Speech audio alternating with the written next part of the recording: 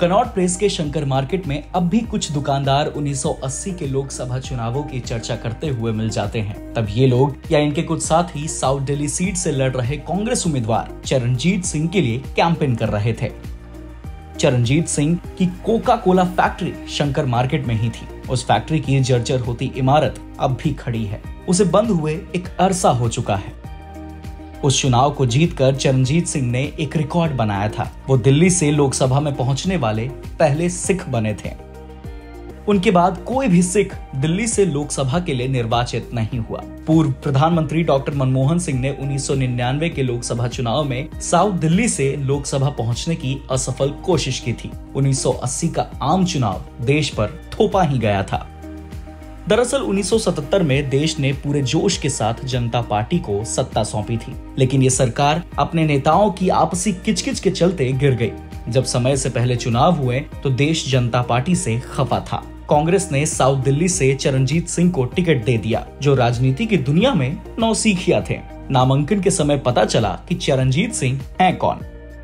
उनके पिता सरदार मोहन सिंह के नाम पर ही कनॉट प्लेस का मोहन सिंह पैलेस है।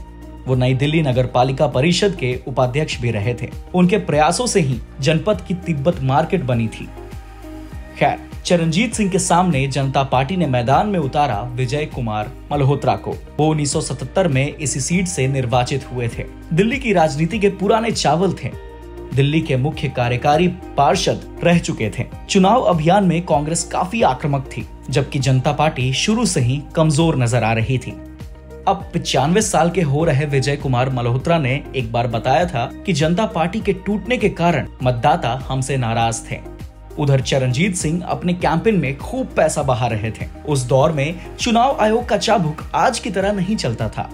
चुनाव के नतीजे आए तो चरणजीत सिंह ने विजय कुमार मल्होत्रा को 1 लाख से अधिक मतों से शिकस्त दी। इस तरह दिल्ली में पहली बार लोकसभा में किसी सिख को भेजा। उस लोकसभा चुनाव में नई दिल्ली सीट से अटल बिहारी वाजपेयी जैसे तैसे विजयी हुए थे। शेष 6 सीटों पर जनता पार्टी हारी थी। चरणजीत सिंह ने बाद में होटल ली मेरिडियन भी खोला। उन्होंने 1980 के बाद फिर कभी राजनीति में हाथ नहीं आजमाया।